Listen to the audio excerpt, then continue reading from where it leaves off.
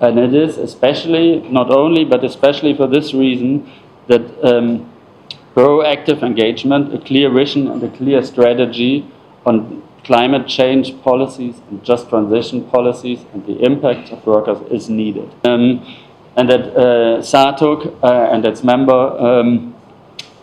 member associations are willing to take up the challenge of implementing this very ambitious and complex agenda. It is gonna be complex and difficult. It is, just look at the document, look at the number of measures, of objectives, at the different dimensions, at the variety of actors involved. But I think it is exactly that what is needed. A clear vision and strategy to tackle these challenges ahead on all levels.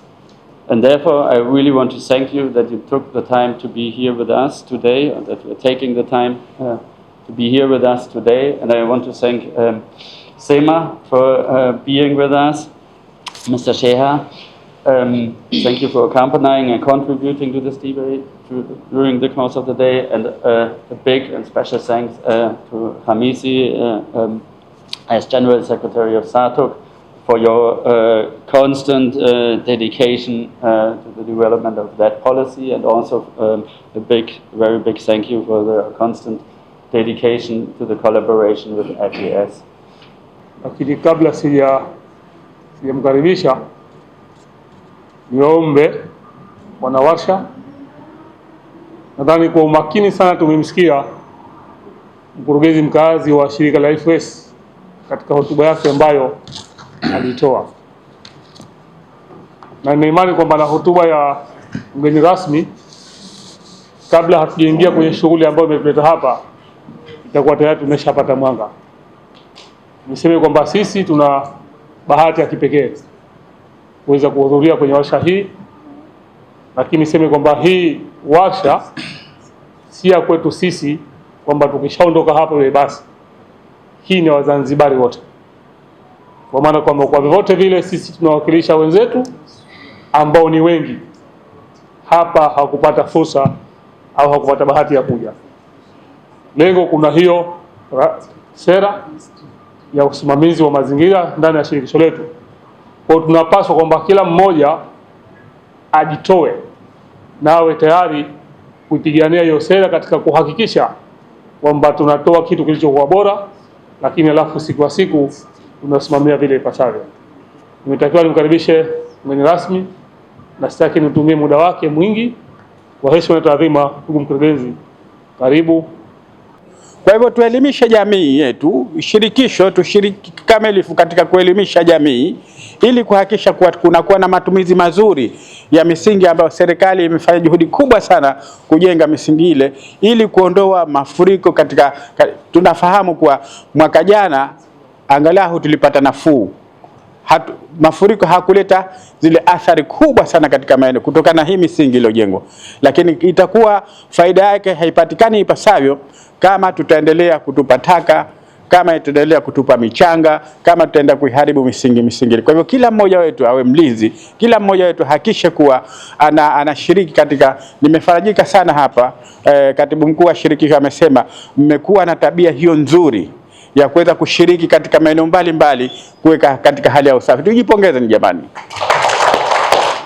Kwa hivyo hiyo ni hatua nzuri sana ya kushiriki kwa vitendo. Nimefarajika sana hapa katibu mkuu alisema mnashiriki kamilifu katika kutoa elimu kwa wadau mbalimbali na jamii. Tujipongezeni jamani.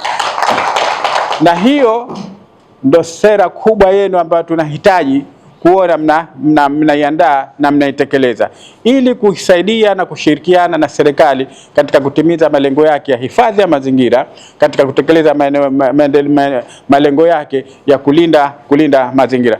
Lakini nimefarajika pia katibu mkuu alisema hapa tunashiriki katika kupanda miti. Na nikwambie ni serikali imeanzisha programu maalum ya kuirithisha Zanzibar ya kijani. Wale ambao jamani tuna umri kama wangu, hebu angalia unatoka Mkokotoni mpaka unafika mjini, ulikuwa unaona nini? Unatoka mjini hapa unafika Makunduchi, ulikuwa unaona nini? Wale wanaotoka mkoani mpaka Chake Chake walikuwa wanaona nini? Wale wanaotoka Wete mpaka mkoani walikuwa wanaona nini? Miti mingi. Na hii ndio visiwa hivi, ndio maana vikaitwa visiwa vya viungo. Visiwa vya viungo kwa sababu ya miti aina tofauti. Na maana palikuwa anakuja meli mbalimbali hapa zinafunga nanga kwa ajili ya kutia maji ili waendelee na safari zao, kwa sababu miti ndio maji. Jamani, miti ndio maji. Miti na sisi Zanzibar tunatumia ground water. Ground water maana yake anategemea nini? Mvua. Na mvua ili inyeshe vizuri maana yake lazima uwe na miti mingi. Nyote ni mashuhuda hapa, mtakuwa mnashuhudia namna ambavyo sasa hivi nazi zimeadimika, si ndio? Namna ambayo miti aina mbalimbali imeadimika. Na serikali imeanzisha programu hii ili kuhamasisha kila mmoja wetu kuanza utamaduni wa kuweza kupanda na kutunza miti. Kwa hivyo ni faraja kuwa shirikisho hili nalo linashirikiana na serikali katika kuhamasisha jamii, lakini linashiriki kwa vitendo kupanda na kutunza miti. Na niombe sana tuendelee na juhudi hizo. Na serikali tutafarajika sana kama mtasema bwana tupatie kieneo hichi. Hichi kieneo tukiite eneo hili la hifadhi la shirikisho la misitu, shirikisho la wafanyakazi. Si jamani, inawezekana hii?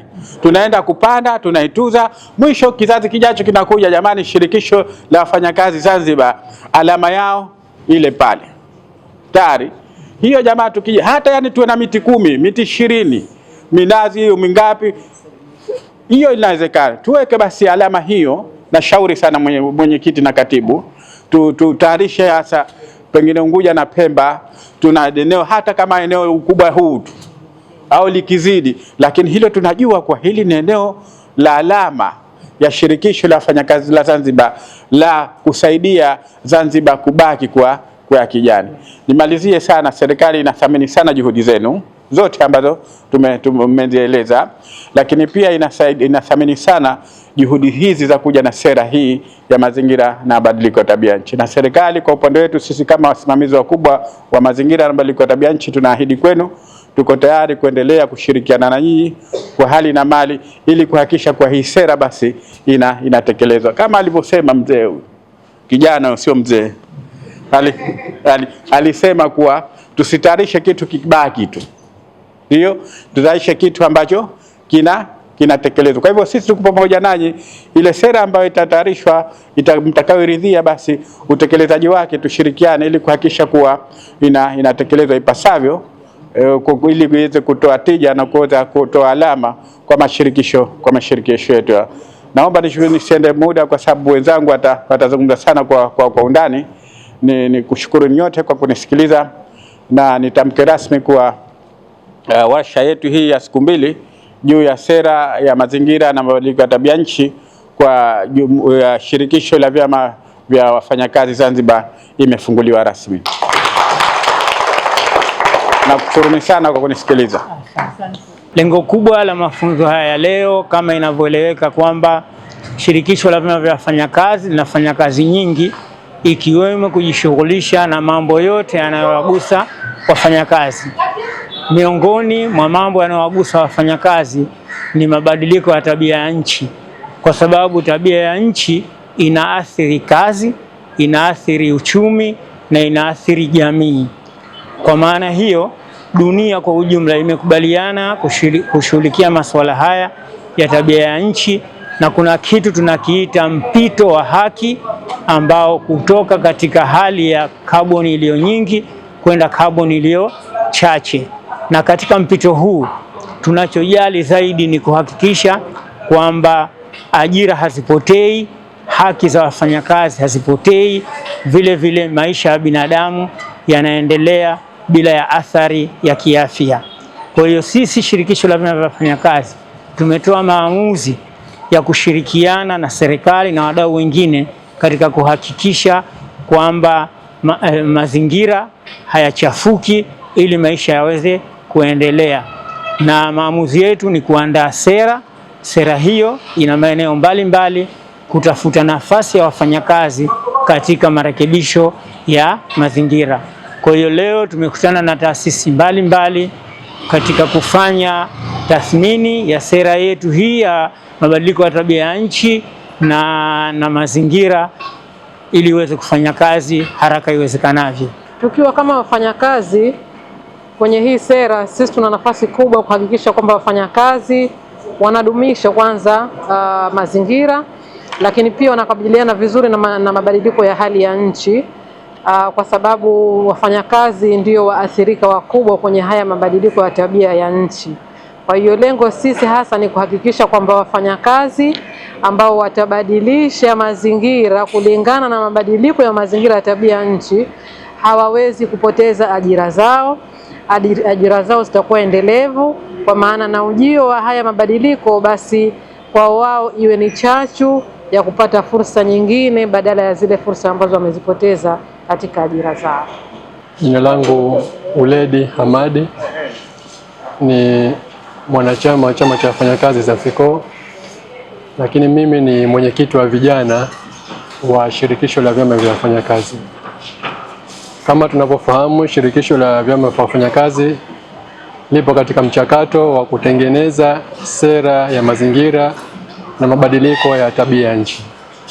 Suala la mazingira na suala la mabadiliko ya tabia nchi ni vipaumbele vya kitaifa na kimataifa. Dunia sasa hivi inafanya mikutano mikubwa ya kidunia kuzungumza, kuweka mikakati, kutathmini juu ya hali ya mazingira pamoja na athari za mabadiliko ya tabia nchi. Lakini na pia katika ngazi ya kitaifa kupitia dira ya taifa ya Tanzania ya mwaka 2550 na dira ya taifa ya Zanzibar ya mwaka 2025 zote zimeweka nguzo maalumu, pila inayozungumzia umuhimu wa kuhifadhi mazingira, lakini na pia kuchukua hatua za kukabiliana na mabadiliko ya tabia nchi. Kimsingi mabadiliko ya tabia nchi yanawagusa watu wote katika jamii, makundi yote, ikiwemo kundi la wafanyakazi. Sisi wafanyakazi tunajiajiri au tunaajiriwa katika sekta mbalimbali. Wako wafanyakazi ambao wamejiajiri katika sekta ya uvuvi, wako wafanyakazi wamejiajiri katika sekta ya kilimo.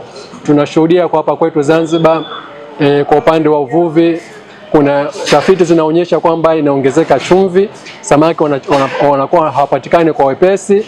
Kwa hiyo wale wafanyakazi ambao wamejiajiri katika sekta ya uvuvi wanapata changamoto ya kuweza kufanya ile shughuli yao kwa ufanisi.